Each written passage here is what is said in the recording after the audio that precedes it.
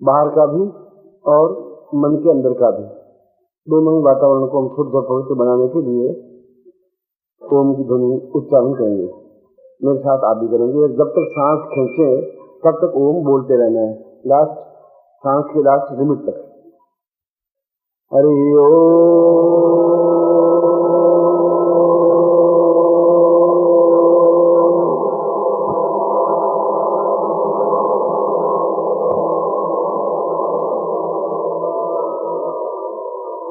हरि ओम।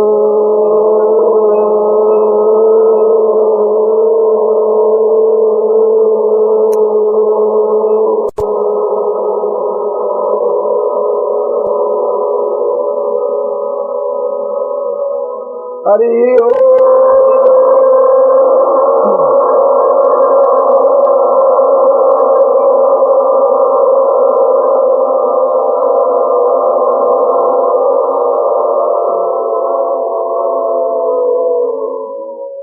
पूर्णत्वभवशंदुराम पूर्वाय तोस्मान् सकृते कल्याणतां दीर्घवतोस्मान् सा महालक्ष्मी आगच्छ पूर्णत्वं सा सुरभि पवित्रेस्थो पूर्णादीर्घातोस्मानं सा तव्यं संपदयमृतं मोदति पूर्णा सा पवित्र दिवसे सुनाम धन्य दिवसे सा चैतन्यं परिपूर्णातोस्मानं सा तव्यं संपदे।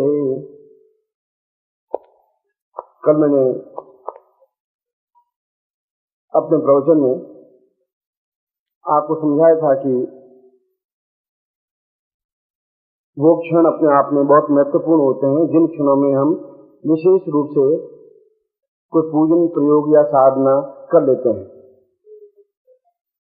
इसलिए दीपावली की रात्रि को भी हर समय पूजन नहीं हो सकता। दीपावली की रात्रि को सिंह लग्न में ही पूजन होता है या वृषभ लग्न में ही पूजन होता है। ऐसा क्यों होता है? इसलिए कि वो स्थिर लग्न होते हैं और लक्ष्मी घर में स्थिर बनी रह सके, इसलिए स्थिर लग्न में ही पूजा की जाती है। पूरी रात्रि में 3 बार चर लग्न आते हैं, चर माने विचलित होने वाले। 3 बार द्विस्वभाव लग्न आते हैं जो चर भी होते हैं, स्थिर भी होते हैं, और 3 बार स्थिर लग्न आते हैं जो स्थायित्व देने वाले समय है, क्षण है। लक्ष्मी की साधना या पूजा दीपावली की रात्रि को या तो वृषभ लग्न जो कि स्थिर लग्न है या सिंह लग्न में की जाती है। क्यों स्थिर लग्न में और सिंह लग्न में क्यों जाती है? इसलिए कि घर में पूर्ण रूप से लक्ष्मी स्थायित्व हो सके। यानी पूरी रात्रि दीपावली की रात्रि कहलाती है। इसलिए उस समय में जो कुछ भी किया गया कार्य हो वो अपने आप में अत्यंत उज्जवल और श्रेष्ठ और सिद्ध होता है। मनुष्य के भाग्य में कोई आवश्यक नहीं है कि वो महालक्ष्मी या लक्ष्मी लिखी हुई हो, ऐसा आवश्यक नहीं है। हजारों नहीं लाखों लोग ऐसे हैं जो दरिद्री हैं, गरीब हैं, निर्धन हैं, असहाय हैं, और इसलिए है कि उनके भाग्य में वह चीज लिखी हुई है ही नहीं। यद्यपि परिश्रम करने में कोई कमी नहीं है, तो बहुत परिश्रम करते भी हैं, भाग दौड़ भी करते हैं, झूठ सच भी करते हैं, उसके बावजूद भी उनके घर में धन का स्थायित्व नहीं आ पाता। और धन का स्थायित्व नहीं आने के पीछे कारण यह है कि उनके भाग्य में वह चीज लिखी हुई है ही नहीं तो परिश्रम करने के बाद वो क्यों नहीं मिल पाती। परिश्रम वो पूरा करते हैं, मेहनत करते हैं, मजदूरी करते हैं, नौकरी करते हैं, व्यापार करते हैं, दुकान सबसे पहले खोलते हैं। दुकान खोलने के बाद भी उनको दिन भर में ग्राहक मिलते नहीं, उसके पास वाली दुकान बहुत ज्यादा तेज चलती रहती है। कारण क्या है? कारण यह कि उसके भाग्य में वो लाइन लिखी हुई नहीं है जो लाइन विधाता ने लक्ष्मी से संबंधित लिखी हो या नियम लिखी होगी, वो कमजोर लिखी होगी। तो क्या किसी के जीवन में, किसी के भाग्य में अगर महालक्ष्मी की लाइन नहीं है तो क्या जीवन में दरिद्र ही रहेगा? शास्त्र ने कहा ऐसा नहीं है। यदि शास्त्र का सहारा लेता है, यदि साधना का सहारा लेता है तो उस भाग्य लिपि को बदल सकता है। ज्योतिष नहीं बदल सकता, आप नहीं बदल सकते, आपका पुरुषार्थ नहीं बदल सकता, परिश्रम नहीं बदल सकता। क्योंकि पुरुषार्थ करने में आपने कोई कसर नहीं रखी, मेहनत करने में आपने कोई कमी रखी नहीं, मगर बिना परिश्रम और इतना अधिक परिश्रम करने के बावजूद भी जीवन में धन की प्राप्ति नहीं हो पाती, या कारखाना बंद हो जाता है, या मिल चल नहीं पाती है, या दुकान नहीं चलती है, या घर में निर्धनता रहती है, जबकि आपके परिश्रम और बुद्धि में कोई कमी नहीं है। कई बार आपने अनुभव किया होगा कि आप दूसरे को गाइड करते हैं, उस रास्ते में चल के वो सक्सेस हो जाता है और आप नहीं हो पाते। तुम उसको कहते हो कि प्रकाश दुकान खोली से काम चल जाएगा, वो चला लेता है और आप जैसे तैसे रह जाते हैं। आपका भाई संपन्न हो जाता है, आप नहीं हो पाते। ऐसी क्या स्थिति है? यह स्थिति भाग्य में न्यूनता की वजह से, और प्रत्येक व्यक्ति के जीवन में कोई न कोई कमी विधाता लिखी देता है। किसी को धन है तो पुत्र नहीं है, धन और पुत्र है तो स्वास्थ्य नहीं है, ये तीनों चीजें हैं तो घर में शांति नहीं है, और यदि ये सब चीज है तो शत्रु बाधा बहुत है। अगर ये भी सब पांचों चीजें ठीक हैं तो गवर्नमेंट की कोई न कोई ऊपर प्रॉब्लम है जिसकी वजह से अनुकूलता नहीं मिल पाती, सभी सुख जीवन में नहीं मिल पाते। और मनुष्य का तात्पर्य है कि जीवन में सभी सुखों का भोग करे, सब कुछ जीवन में देखे, आनंद करे, अनुभव करे। जो कुछ जीवन में भोगना है, देखना है, ऐश करना है, भोग विलास करना है, बस सब कुछ करे। मैं तो अपने शिष्यों को कहता हूं कि ऐसा भूखे मरने की जरूरत नहीं है, व्रत उपवास करने की जरूरत नहीं है।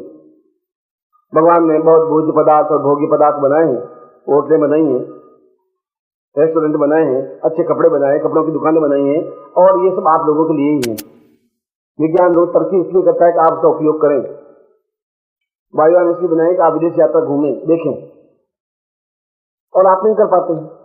और इसलिए नहीं कर पाते हैं कि आपके पास में ऐसा कोई सक्षम गुरु नहीं है, ऐसी कोई साधना नहीं है, ऐसा कोई मार्ग नहीं है, ऐसा कोई रास्ता नहीं है जिसके रास्ते पर चल करके आप उस जगह पहुंच सकें जो अपने आप में पूर्ण भोग और मोक्ष का रास्ता है। भोग का मतलब अय्यासी नहीं है, भोग का मतलब कोई स्त्री से छेड़खानी नहीं है। भोग का मतलब है कि हम आनंद पूर्वक उस जीवन को प्राप्त करें और वो सारे जीवन के जो कुछ पदार्थ हैं उनका उपयोग करें, कर सकें। शरीर है और आप खा नहीं पाए, डॉक्टर ने बना कर रखा है, वो आपके सामने आपके नौकर हलवा खा रहे हैं, आप बैठे बैठे देख रहे हैं, दाल का पानी पी रहे हैं, तो डॉक्टर ने कहा कि आप दाल का पानी, मूंग का दाल का उबला वो पानी पी सकते हैं, बाकी कुछ खा नहीं सकते। और वो हलवा पूरी उड़ा रहे हैं, आप मन में कुड़ रहे हैं, सारा मेरे ही घर का घी खा रहे हैं, सारे कुछ कर नहीं रहे, आप ड्राइविंग कर नहीं पा रहे हैं, बैठे हैं पीछे। मैंने सेठ जी को देखा है, सेठ जी के नाम तो नहीं बताऊंगा मगर आपकी दिल्ली के ही है, और कुल 128 किलो वजन है। कार के अंदर वो घुसते हैं तो कार में ये कंधा थोड़ा सा कार में डालते हैं, पीछे से नौकर धक्का देता है, एकदम से धड़ से अंदर घुस जाते हैं। मैं बिल्कुल दिल्ली की घटना कह रहा हूँ, नाम उचित बताना उचित नहीं है, मगर ये स्थिति होती है। कार में बैठ गए तो उनके लिए स्पेशल वो पीछे की सीट बनाई हुई है। मेरे घर में आए थे बड़ी मुश्किल से, सोफे पर बैठे तो सोफा धड़ से उनके साथ सोफा के नीचे बैठ गए। उनका महाराज आप बहुत धन्यवाद कि सोफा मजबूत होना चाहिए, उनका मुझे थोड़े मालूम था आप सोफे पर आके बैठेंगे। उनके लिए स्पेशल स्प्रिंगदार वो नीचे कार की सीट लगाई है, और इंजन को स्टार्ट कर 3 बार हर करके रुक जाती है, चौथी बार वो गाड़ी स्टार्ट होती है।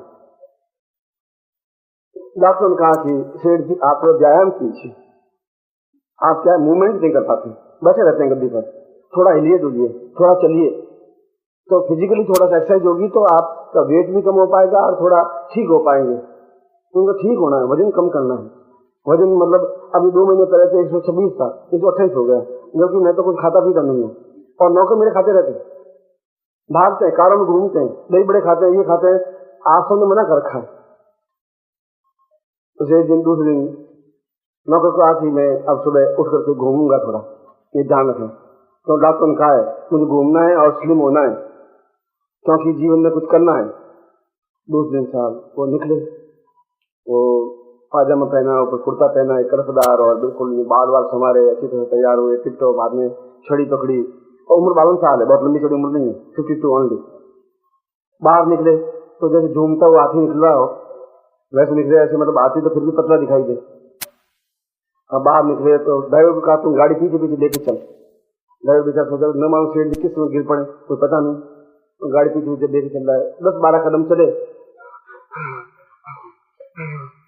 गाड़ी में दिखा, बैठ गए, घूम के वापस घर आ गए। ये उनकी सुबह प्रातःकालीन घूमने की दिनचर्या हुई। अगर आप ऐसा बनना चाहते हैं ऐसा भी आप बन सकते हैं, वो साधना में मुझे आती है। यदि आप चाहें तो वैसा सेठ जी मैं बना सकता हूँ, आपको महीने भर में बना दूंगा, कोई टाइम नहीं लगेगा। मगर वो जीवन नहीं है, वो पैसा उनके पास करोड़ों रुपए, वह बहुत दुखी है और मुझे कहते भी हैं, मैंने तुम्हारी इच्छा क्या है? गुरु जी बस इतना अच्छा है कि एक बार मूंग की दाल में रोटी चूरूं और चूर करके और 2-3 रोटी खा सकूं, पच जाए, पर इतनी इच्छा बाकी रह गई। आप कल्पना करिए कि क्या इच्छा उनकी, और मूंग की दाल में रोटी छोड़ के खा नहीं सकते, खाते में पचा नहीं सकते, साथ में वो कर नहीं सकते, नीचे बैठ नहीं सकते, कुर्सी पर ढंग से बैठ नहीं सकते, मंत्र जाप कर नहीं सकते। अब मैं साथ में पंडितों से मंत्र जाप कराएं, पंडितों से रोटी खिलाएं तो खुद के पेट में जाती नहीं। आप खुद कि मैं नीचे नहीं बैठ सकता, चलो कुर्सी पर बैठ जाओ, इसमें कोई बात नहीं, कुर्सी पर बन जाओ। तो कुर्सी पर बैठे तो 2-4 मिनट के बाद में वो इधर से करोड़ बदे, इधर से करोड़, फिर जाकर लेट जाते। बीमार नहीं है, हम सब सुखों का भोग करें। क्यों नहीं हमारे पास मकान, क्यों नहीं है अच्छा से अच्छा पलंग, क्यों नहीं है हमारे पास, क्यों नहीं मोटर में जाए? तो साधक का मतलब नहीं थोड़ी कि मोटर में जाएंगे ही नहीं, जाएंगे प्याज लहसुन नहीं खाएंगे, दही से रोटी खा के आ जाएंगे, होटल में जाएंगे, घूमेंगे, देखेंगे, तो दोस्त उसमें कोई पाप नहीं है। तो हम साधु तुम्हें नहीं बनाना चाहता हूँ, मैं कोई तपस्वी नहीं बनाना चाहता हूँ। मैं कहता हूँ कि आप साधक बने, भोग भी करें, ऐश भी करें, अय्याशी नहीं बने, पाप कर में रत नहीं हो, गंदी नजर नहीं हो, आप अपनी नजर से नहीं गिरे। मैं आपको भोग और मोक्ष दोनों देने में समर्थ हूं। जो आज हम प्रयोग कर रहे हैं ये दोनों ही स्थितियां देने में समर्थ है। इसलिए शास्त्र में भोगस्य मोक्षस्य करस्य एव, हमारे पूरे ऋषियों में एक भी ऋषि कुंवारा नहीं है, तो ब्रह्मचारी एक भी नहीं है। सभी सारी वशिष्ठ हो, विश्वामित्र हो, गर्ग हो, अत्रि हो, गौतम हो, कणाद हो, पुलस्त्य हो, और कोई भी देवता कुंवारा नहीं है। और किसी भी देवता के चेहरे को आप देख लीजिए, लाल सुर्ख टमाटर की तरह, कोई आपकी तो कुछ की गाल वाला एक भी देवता नहीं है, एक भी ऋषि मर्याद नहीं है। आप मर्याद क्यों है? उनके पूर्वज हैं, उनके रक्त के आप हैं, आप मर्याद क्यों है? पूजा करते हैं आप भगवान कृष्ण की, कृष्ण के लाल सुर्ख तो गाल बहुत सुंदर हंसमुख चेहरा, और आप मर्याद से आपसे करते जा रहे हैं।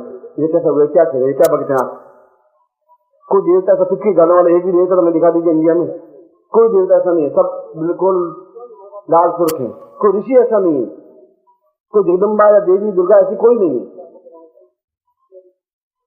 ऐसा क्यों है? हम इतने बीमार, असहाय, अपाहिज, कष्ट, दुर्बल क्यों है?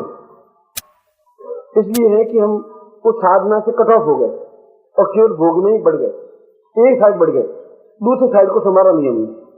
नहीं तो हमारे जीवन में कारखाना बंद नहीं हो सकता था, हमारा व्यापार में कमी आ नहीं सकती थी, मन में न्यूनता आ नहीं सकती थी, हमारे मन में असंतोष नहीं हो सकता था, मगर हम वन साइडेड हो गए। दोनों साइड जुड़े होने पर ही आदमी जीवन में पूर्णता प्राप्त कर सकता है। और जिस दिन भी ये दुनिया इस बात को समझ लेगी, उस दिन दुनिया अपने आप में सुखी हो जाएगी। और नहीं समझेगी तो नहीं समझ रही है, और नहीं समझ रही है तो अमेरिका में इस समय 53% लोग आत्महत्या करके मरते हैं। 53% संसार में कहीं पर भी 53% लोग आत्महत्या करके नहीं मरते हैं। ये अमेरिका का रिकॉर्ड है, जहां पर अरबों खरबों रुपए प्रत्येक व्यक्ति धनवान है। तो क्या कमी है? क्यों वो दौड़ के इंडिया में आते हैं, गोवा के किनारे पड़े रहते हैं, वो सब पीछे रहते हैं, पड़े रहते हैं, लखपति के बेटे हैं। आखिर अमेरिका से आया होगा तो 20,000 रुपए खर्च किए होंगे, यहाँ खर्चा उठाता होगा, कोई गरीब तो होगा नहीं, भिखारी तो होगा नहीं। वो क्या कारण है? वहां उनको सब कुछ है पर मानसिक प्रेम नहीं है, मानसिक शांति वहां नहीं है, वहां हरदम उद्विग्नता है, हरदम एक मन में घबराहट है, छल है। और जब तक मानसिक शांति प्राप्त नहीं हो सकती तब तक जीवन का आनंद प्राप्त नहीं हो सकता। और जीवन का आनंद प्राप्त करने के लिए धन की नितांत आवश्यकता है, आज के युग में है, और पहले के जमाने में भी थी। कल भी मैंने ये बताया था कि धन का सदुपयोग हो, दुरुपयोग नहीं है।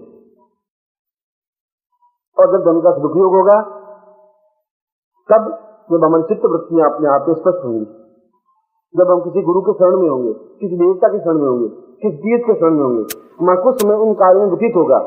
24 घंटे में आधा घंटा भी हमारा जो इष्ट होगा, जो भगवान होगा, जो देवता होगा, जो गुरु होगा, जो समर्थ गुरु होगा, जो योग्य गुरु होगा, जो जीवंत गुरु होगा।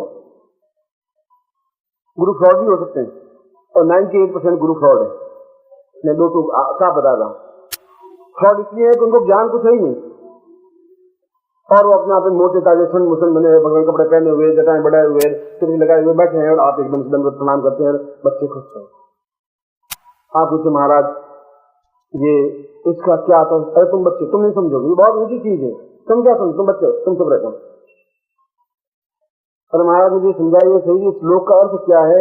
ये कौन सा श्लोक है? मैं गणपति पूजन करूं तो कौन से? तुम नहीं समझ सकते, तुम बच्चे हो, तुम बैठ जाओ। अब तुम बच्चे हो, वो बच्चे हैं, ये तो मुझे तो समझ में आया नहीं, मगर वो तुम्हें दबा करके बैठ जाते हैं, और आपके साथ बैठ जाते हैं। और थोक के बाद गुरु एक दो नहीं है। हरिद्वार चले जाइए तो आप जितने चाहिए उतने मिल जाएंगे आपको, 200, 300, 500, 700, 1000, 2000, बहुत बैठे। मथुरा में बैठे हैं, काशी में बैठे हैं, कांची में बैठे हैं, सब बैठे हैं। वे गुरु नहीं है, वे अपने आप में एक पूजा पाठ करने वाले पंडित हैं, वे ब्राह्मण हैं, क्यों ब्राह्मण कुल में जन्म लिया, ब्राह्मण है, वे पूजा पाठ करने वाले व्यक्ति हैं, उनके प्रति मेरा प्रणाम है, मगर वे गुरु शब्द नहीं बन सकते। गुरु शब्द का अर्थ है कि अपने शिष्य को उस जगह पहुंचा दे जहां वो चाहता है, गुरु उसको कहते हैं। और गुरु भी दो तरह के होते हैं, तो गुरु जो अपना भी स्वार्थ सोचता है, सामने वाले का भी स्वार्थ सोचता है, वह गुरु। वो सोचता है कि इससे भी कुछ न कुछ प्राप्त होता रहना चाहिए, भैया तुम शिष्य हो, तुम बहुत अच्छे हो, इस मेरे मंदिर बनाना है तो मूर्ति तुम लगाओगे, शिखर तुम बनाओगे, तो कमरा तुम बनाओगे, ये गुरु ज्ञान तो है। और एक दूसरे शब्द और बनाए, उसको सदगुरु कहा गया है। सदगुरु का मतलब है कि अपने आप में उच्च कोटि की साधनाओं में सिद्ध व्यक्ति, जो बड़ी सामान्य हो, वह चाहे सरल हो, चाहे सुदामा अपना में दर्जी था, फटे हुए कपड़े से, मगर विद्वान था, वो भाई उस जगह पढ़ा था जहां कृष्ण पढ़े थे, उस झांडीपन का वो शिष्य था। कपड़ों के माध्यम से गुरुत्व नहीं आंका जा सकता, और हम कपड़ों की पूजा करने लग गए, गुरुत्व की पूजा करना भूल गए। ये हमारे जीवन की न्यूनता आ गई पिछले 500 वर्षों में, इसलिए हम पिछड़ गए। हमने कपड़ों का आदर करना सीख लिया। चमकीले भगवे कपड़े हैं तो हमारे एकदम से हाथ जुड़ जाते हैं, नीचे पड़ जाते हैं, और जैसे 100 रुपए का नोट निकल जाता है उनके सामने। और जो कोई मरियम सा गुरु बेचारा गरीब दुर्बल हो और विद्वान हो तो 100 रुपए का नोट दबा करके 2 रुपए का नोट निकाल कर सामने रख देते हैं, सोच अंदर, क्योंकि हम गणित करना, हिसाब लगाना भूल गए। अमेरिका का सबसे पहला राष्ट्रपति था इब्राहिम लिंकन, और लिंकन के बारे में आपने पढ़ा होगा, अमेरिका का सबसे पहला राष्ट्रपति वही था। अत्यंत ही सामान्य और सरल जीवन जीने वाला राष्ट्रपति तो था, व्हाइट हाउस में था, मगर बहुत साधारण कपड़े पहनता, पैदल जाता, बाहर भी निकलता तो पैदल निकलता, रात की सवारी को यात्रा नहीं देता, उसमें बग्गी होती थी, बग्गी में नहीं बैठता वो, और सरल से सरल कपड़े पहनता, बहुत मामूली कपड़े पहनता। एक दिन वाशिंगटन में उनके सम्मान में भोज दिया गया, राष्ट्रपति के सम्मान में, न्यूयॉर्क से उनको आना था, तो वो तो अपने सामान्य कपड़े पहन करके आगे गेट पे आए, गुरु गए दूर, यहाँ राष्ट्रपति का भोज, दूर उन तक माफी निकाल दिया दरबार में, गेट पर जो बैठते सुरक्षा कर्मचारी। उसने कहा कि मैं ही हूँ, लिंकन हो जिसके भोज चल रहा हूँ मैं ही हूँ। अरे सारा उर्दू का पता भोज, राष्ट्रपति सारा टके का आदमी राष्ट्रपति। उसने कहा कि आप अंदर जाके पूछ लो, किसी को बुला के दिखा दो, मैं वही हूँ जिसके बारे में इंतजार करें, आधा घंटा ज्यादा हो गया है।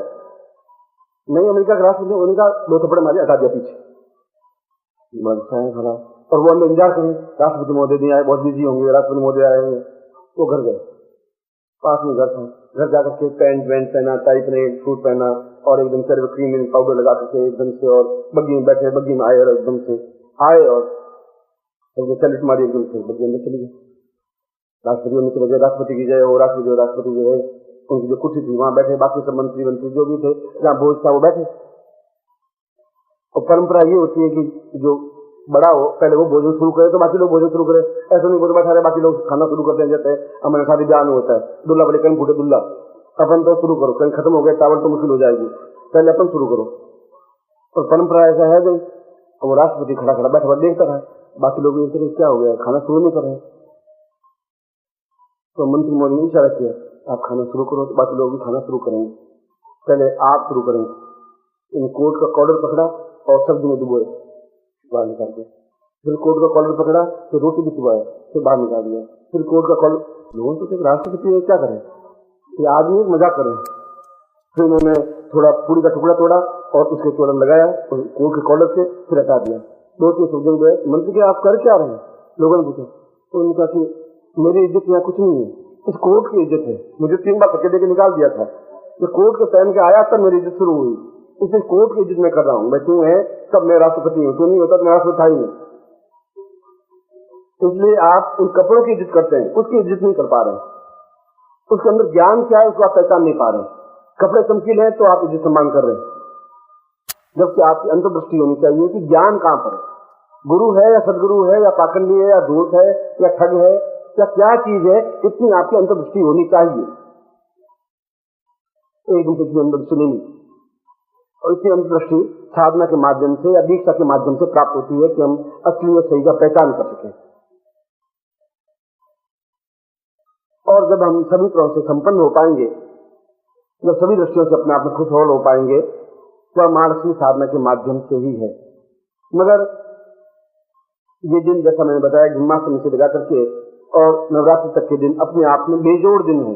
आप इन दिनों का महत्व नहीं समझ पा रहे हैं, इन साधनाओं का महत्व भी नहीं समझ पा रहे जो मैं करवा रहा हूँ। किसान भी नहीं समझ पा रहा है, जब गेहूं, बहुत कीमती गेहूं, अच्छे से अच्छे गेहूं, बेटों को तो खिलाते हैं बाजरे की सोगरे या मक्की की रोटी खिलाते हैं, और बहुत अच्छे कीमती गेहूं जमीन के अंदर फेंक देता है वो, और उसके ऊपर और रेत डाल देता है। वो ये समझ रहा है कि आज उसका फल मुझे नहीं मिल रहा है, मगर आज से 4 महीने बाद एक एक गेहूं कम से कम 100 दाने लेकर बाहर खड़ा होगा। वो किसान समझता है। तुम आज के दिन का महत्व नहीं समझ पा रहे हो, पर आज से 2 महीने बाद जब ये छोटी सी चीज, छोटी साधना, जब हजार गुणम आपके सामने आएगी आर्थिक रूप में, तब आप समझ पाओगे कि उसमें हम वंचित हो गए उस ज्ञान से, उस साधना से, उस दीक्षा से। तब इसका महत्व समझ में आएगा। आज आप उस महत्व नहीं समझ पा रहे हैं, उस दिन समझ में आएगा। उस दिन किसान नहीं समझ पा रहा है, पर मैं समझ रहा हूं कि मैं जो तुम्हें साधनाएं करवा रहा हूं वह कैसी साधना है, वह अपने आप में प्रामाणिक श्रेष्ठतम साधना है। क्योंकि मैं कल भी कहा था कि मैं उसको अनुभव करने के बाद आपको बताता हूं। आपका समय बर्बाद नहीं करना चाहता, आपका एक पैसा भी व्यर्थ नहीं जाना चाहिए, अकारण नहीं जाना चाहिए, उसका उपयोग होना चाहिए, सदुपयोग होना चाहिए। और आप जब जीवन में धनवान बन पाएंगे तो निश्चय आपके चेहरे पर मुस्कुराहट हो पाएगी। आप दूसरी बात दौड़ करके आ पाएंगे, आप में झलक होगी, फुलक होगी, प्रसन्नता होगी, और आपके चेहरे को देख करके मेरे चेहरे पर भी फुलक और प्रसन्नता आ पाएगी। क्योंकि मैं आपका एक अंग हूं, एक प्राण, एक चेतना, एक धड़कन है, आपके बीच में। बिना शिष्य के गुरु सद बन नहीं सकता। गुरु कौन? गुरु काय का गुरु? किसका गुरु? गुरु है मतलब शिष्य है, और शिष्य की भी कसौटी है। शिष्य क्या हो कि मैंने आज सुबह प्रवचन में, रोज सुबह यहाँ पूजा आती होती है तो सुबह प्रवचन देता हूँ 10-15 मिनट का, उस कैसेट में है वो, कि सुबह लोगों के लिए नहीं है, आप लोगों के लिए बताएंगे कि शिष्य क्या है, गुरु क्या है, ज्ञान क्या है, चेतना क्या है। और 30 रुपए में या 20 रुपए में आप बाजार में जाएं तो करीब 27 रुपए की तो वो कैसेट मिलती है, तुम्हारे टी सीरीज की कैसेट। बराई के 5 रुपए रखते हैं, फिर रेपर 1 रुपए का रेपर, मैं गणित बता रहा हूँ, 33 रुपए रखते हैं। और यहाँ 30 रुपए रखे कि कम से कम थोड़ा बहुत तो दान होना ही चाहिए, साधना की तरफ से भी, सिद्धाश्रम परिवार की तरफ से भी होना चाहिए, कुछ होना चाहिए, जिससे कोई रास्ते से मैं इनको मार्ग पे ला सकूं, सन्मार्ग पे ला सकूं, कभी कभी इनकी आंख खुल सके, कभी कभी इनको ठोकर लग सके, कभी कभी ये एहसास कर सके। यही चेतना रहती है, यही भावना रहती है। इतनी गणित आप भी समझते हैं, बाजार में कल जाके पूछ लें, मगर उसके पीछे कोई मेरा प्रचार नहीं है। इस उम्र में आके मुझे प्रचार करने की जरूरत नहीं है। आप भारत के किसी कोने में जाए, नाम सीमा का नाम लेंगे तो अपना पहचान लेंगे लोग। कोई टीवी पर सोने का विज्ञापन देने की जरूरत नहीं है कि आप सोना खरीदिए, बहुत कीमती है। निर्मा का विज्ञापन आता है, और 7 स्टार पत्ती या जामत पत्ती का विज्ञापन आता है। सोने का विज्ञापन, हीरो का विज्ञापन आते नहीं है। मुझे भी विज्ञापन देने की जरूरत नहीं, न इसकी आवश्यकता है, न मुझे इतनी प्रशंसा है जरूरत है, न फूलों की मालाओं की जरूरत है। मैं केवल ये चाहता हूं कि जिस वजह से प्रभु ने मुझे शरीर दिया है, उस शरीर का मैं उपयोग कर सकूं, आपको ज्ञान चेतना दे सकूं, और जिस दिन जो सिद्धि दिवस है, महत्वपूर्ण दिवस है, उस महत्वपूर्ण दिवस को आपके सामने रख सकूं, वो प्रयोग करवा सकूं। जैसे आज महालक्ष्मी दिवस है, आप स्वयं इस बात का अनुभव करें, विज्ञान के सदुपयोग करें। मैं कह रहा हूं आप चैलेंज के साथ लें, आज प्रयोग करें, और 4 महीने बाद फिर अनुभव करें, और अनुभव को मुझे बताएं। या तो उसी जगह रहेंगे, या डाउन हो जाएंगे, या बढ़ जाएंगे, तो मुझको ये कितना घटेगी। यदि बढ़ जाए तो समझ लीजिए आप मत मुझे मिलिए, समझ लीजिए कि मैं बिल्कुल सही जगह था, सही जगह पहुंचा था। नीचे उतर जाएंगे तो मैं आपको पूरा जिम्मेवार हूं, पूरे राज्य खर्चे का जिम्मेवार मैं हूं आपका। कि मुझे मालूम है कि मैं कौन सी साधना दे रहा हूं, मुझे मालूम है मैं आपको क्या सिखा रहा हूं, मुझे मालूम है आपके शरीर में क्या स्थापन कर रहा हूं, तो मुझे ज्ञात। इसलिए मैं अपना में कॉन्फिडेंस में हूं, विश्वास है मुझे, तो पूरा जीवन इस काम में बिता दिया है। जो 5 साल का था तब से शुरू किया था। और यह कहकर के कि मैं कोई न दूसरों की कोई निंदा कर रहा हूं, न दूसरों को न्यून दिखा रहा हूं। मुझसे भी बड़े विद्वान होंगे, हैं, मुझसे भी ज्यादा समझदार होंगे, योग्य गुरु होंगे। लक्ष्मी उपनिषद में एक श्लोक दिया है, और श्लोक बहुत अपने आप में महत्वपूर्ण है, बहुत पूरा उपनिषद पढ़ने लायक है। ऐसी चीजें आ जाएगी जिनको हम अपनी बहू बेटियों को देख नहीं पाते। ऐसा जीवन हो गया है, न धर्म रहा है, न जीवन रहा है, न कर्तव्य रहा है, न मर्यादा रही है, में एक दूसरे को सम्मान रहा है। हमारे जमाने में ऐसा था ही नहीं कि हम अपने पिता का चरण स्पर्श करने के बाद में प्रातःकालीन कार्य प्रारंभ करते। आजकल मुझे शायद 100 में से एक आध घर दिखाई देता हो तो बेटा सुबह उसके बाप को प्रणाम करता हो। ऐसा मुझे अनुभव हो नहीं रहा है। क्या हो गया 20-25 साल में इतना क्या हो गया? और कल्पना करिए 5 साल बाद क्या घटना घट जाएगी। अभी बेटे खड़े होकर गालियां देते हैं बाप को कि क्यों पैदा किया मुझे, जो पैसे नहीं देंगे तो पैदा क्यों किया आपने? हमने कहा था आपको पैदा करने का, क्यों किया था आपने पैदा? तो दो टूक बेटे ऐसा प्रश्न कर लें तो शायद हमें डूब के मर जाना चाहिए, इसलिए कि हम उनको संस्कारवान बना नहीं पाए। इसलिए संस्कारवान बना नहीं पाए कि हमारे घर में न ऐसी कैसेट थी, न ऐसी पुस्तक थी, फिल्मी दुनिया थी और डाइजेस्ट थे। वे हम भी देखते थे, वो भी देखते थे, और उससे ऐसा वातावरण ऐसा बनेगा। नंगी लड़कियों के फोटो उसमें देखते थे, हम चुपके देखते थे, वो खुले देखते थे। तो संस्कार उसमें ऐसे आएंगे, ऐसे बोलेंगे। वो दोष आपका है, उनका कोई दोष नहीं है। आपके घर में कभी अगरबत्ती लगी नहीं, धूप लगा नहीं, पूजा लगी नहीं, कोई ऐसी पुस्तकें नहीं, इस बुरा कैसेट नहीं। जो भी धार्मिक कैसेट हो, चाहे जगदम्बा कैसेट हो, चाहे कहीं पर बिकती हो, कैसे भी हो, कम से कम बस सुबह सुबह तो गुंजन उनका होना ही चाहिए, ऐसा प्रवचन होना ही चाहिए, ऐसा जीवन की मर्यादा होनी चाहिए। कभी न कभी उस पर प्रभाव पड़ेगा, इन बालकों पर, उन पत्नी पर, उस बहू पर, घर की चीजों पर, घर के जीवन पर। मैं सुना रहा था उस श्लोक को जो लक्ष्मी उपनिषद का श्लोक है, लक्ष्मी तुम वरदा भवेत परिसम ज्ञानो मता वर्षिणी पूर्वम पुण्यनाद्य पूर्व सहितम आनंद देवो विति दीर्घायुष्य गृहस्थ पूर्णमयितम सन्मार्ग से व्यासदेहि पूर्वा वै भय मुक्त रहित मंतम पूर्वोच लक्ष्मी वदई। ऋषि ने कहा है कि जीवन का आधार आज और आने वाले पीढ़ियों में भी लक्ष्मी का रहेगा ही, धन का रहेगा ही, और रहना भी चाहिए। और धन के माध्यम से जीवन में एक तुष्टि मिलती है, तो मानसिक संतोष मिलता है कि मैं अपने जीवन में जो कुछ करना चाहता हूं, चाहे धर्म, चाहे अर्थ, चाहे काम, चाहे मोक्ष, चाहे ऐश्वर्य, चाहे भोग, जो कुछ करना चाहता हूं मैं करूं। यदि वो गुरु से जुड़ा हुआ है तो गलत रास्ते पर जाएगा भी नहीं। यदि घर में ऐसा वातावरण होगा तो गलत घर में वातावरण बनेगा भी नहीं, और उसके माध्यम से हम अपने जीवन की इच्छाओं की पूर्ति कर सकते हैं। उसके माध्यम से हम जीवन में यश प्राप्त कर सकते हैं, मंदिर बना सकते हैं, मस्जिद बना सकते हैं, देवालय बना सकते हैं, धार्मिक ग्रंथ खरीद सकते हैं, यश प्राप्त कर सकते हैं। उसके माध्यम से समाज में उन्नतिशील बन सकते हैं, समाज में सम्मान नहीं बन सकते हैं दान देने से। उन्होंने मंदिर में कम से कम पत्थर जड़वाए, उन्होंने मंदिर में गुम्बद बनवाए, उन्होंने दान दिया, उन्होंने लंगर लगाया, जो कुछ भी